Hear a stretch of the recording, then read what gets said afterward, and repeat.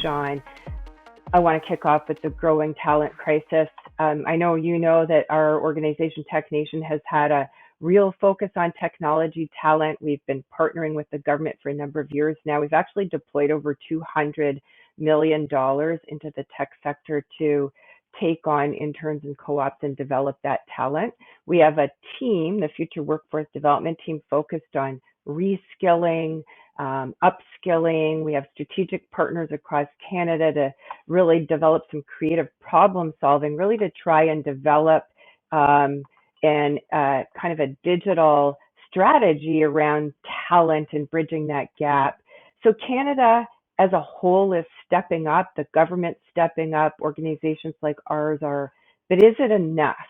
So my question to you is, using your insight with predictive analytics and labor market intelligence and AI and the rapidly growing tech crisis in Canada and globally, what can Canadian companies do to shore up their growth plans? Obviously, a very big question that we could dedicate an entire podcast to, but if I can summarize, we, especially employers, don't recognize how interdependent the economy is in terms of fulfilling their workforce growth requirements. And what I mean by this is if we can visualize a labor economy as four-sided, we have the companies that are generating demand through productivity growth for increased skills and different types of segments of their workforce. That demand is then flowing to governments who are able to see this through job data, typically lagging. From there, governments implement policies and economic development incentives to flow into communities where organizations like training and vocational institutions, academia, as well as community organizations are building out curriculum to then train learners and workers with the new skills that they need to feed that original demand from the employer. And so again, this four-sided market is employer, government, training and community organizations, and workers and learners. Despite, I would say, great efforts to ensure this interdependency is as efficient as possible, we still have a long way to go. And I would challenge watchers and listeners to think about the last time we saw an economic report on, for example, cybersecurity and labor shortage announcement on cybersecurity, and to think about the interconnectedness of that issue through the four sides of the labor economy, and to think about how much time it's taking to respond to that. And so we tend to identify an issue, a shortage, and then somewhere probably at minimum 18 months down the road, implement some form of training that then gets workers and learners into that program. But that's not the end. And so we see, for example, an issue with data science in Canada where we have a sort of burgeoning generation of new machine learning engineers and data scientists that are exiting university. But the issue is the actual commercialization of machine learning is not something that's easily learned in universities because they're dealing with structured data sets in a very sort of closed test environment. When you get to the world of commercialization of machine learning and artificial intelligence, it's a completely different phenomena. And it takes a lot of experiential learning to get people upskilled to the point where they can be functioning within those roles. And so the process to solve these gaps and challenges is a long one. And the examination of the interdependentness and finding these efficiencies will better help us prepare for the future.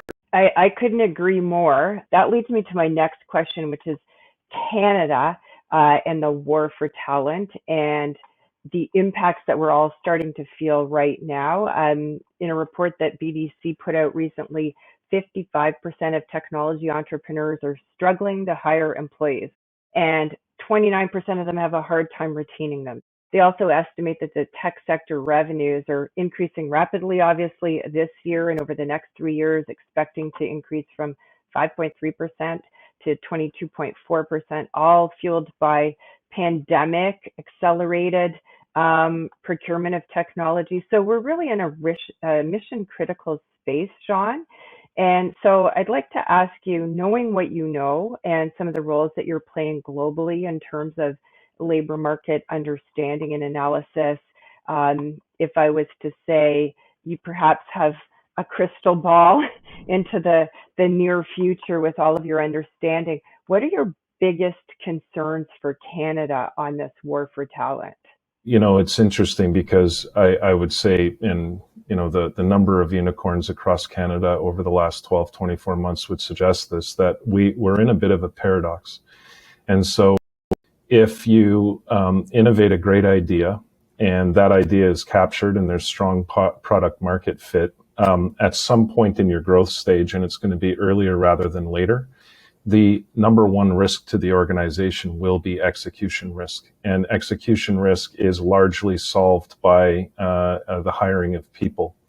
And so the paradox is that the more successful our tech industry is, the more crunch there's going to be on this requirement for extremely skilled and capable talent to fill these roles, to ensure that execution risk is minimized and technology startup growth can continue. And going back to that four-sided system, typically what tends to happen is if there isn't an oversupply of talent, each of those areas begins to carve off its own training.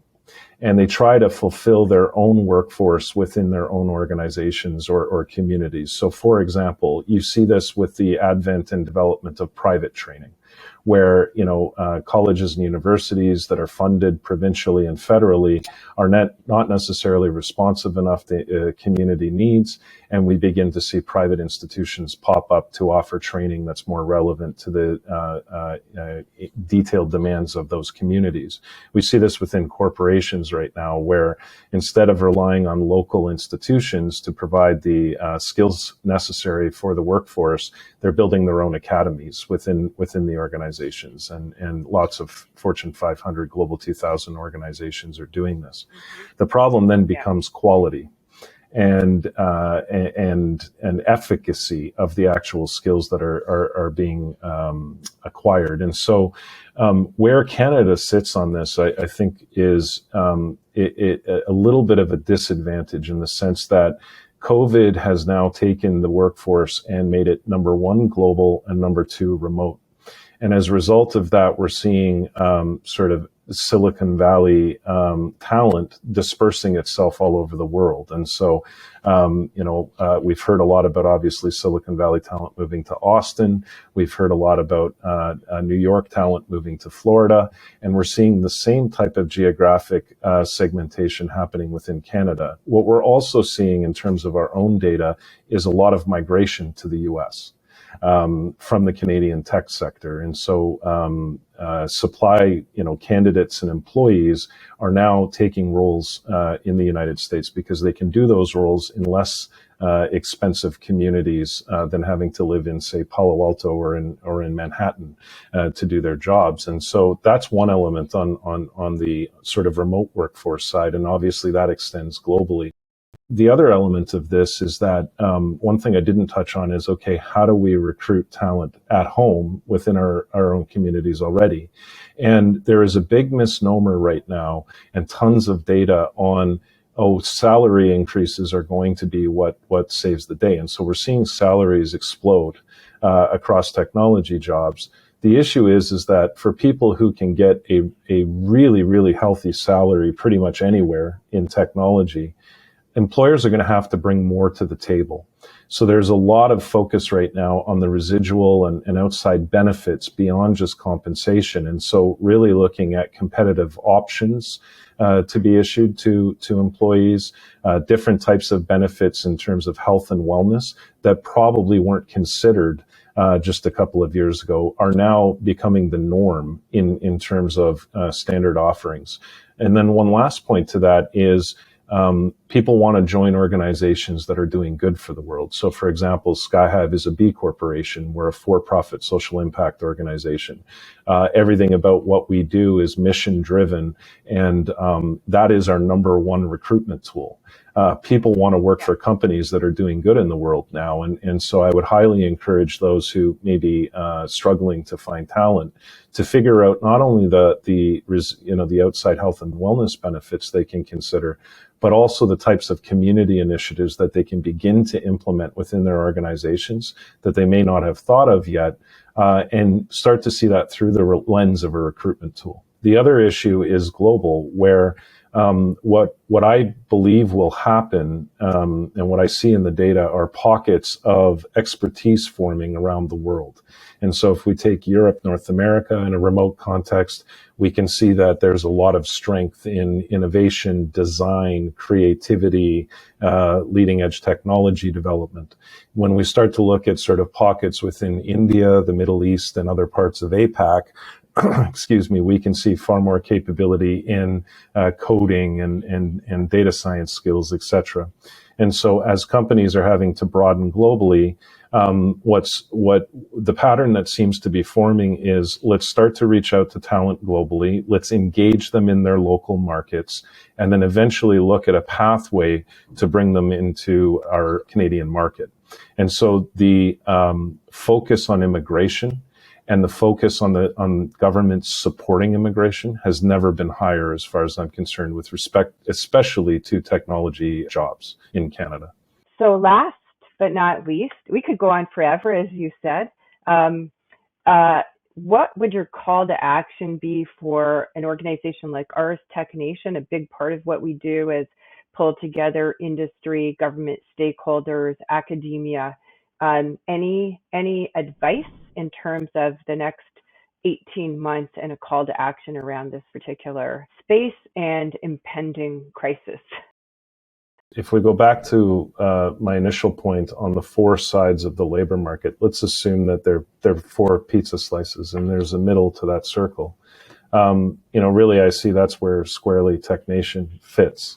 And so Technation and other associations around Canada are really the central sort of interdependency, that the glue that's binding these interconnected parts of a labor economy together.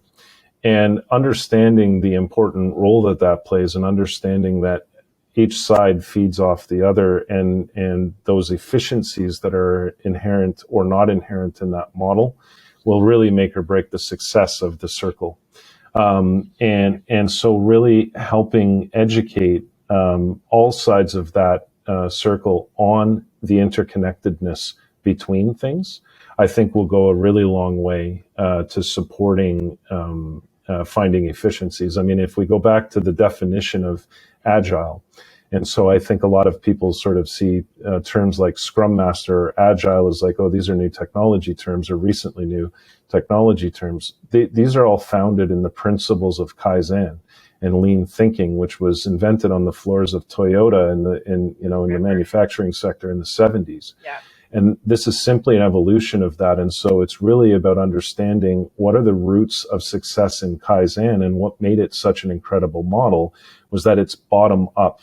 It's responsiveness to the needs of what's going on with the people within those four circles, and ensuring a system's in place, those four parts of the circle, and ensuring a system is in place to facilitate them communicating as best they can amongst each other with respect to continuous improvement.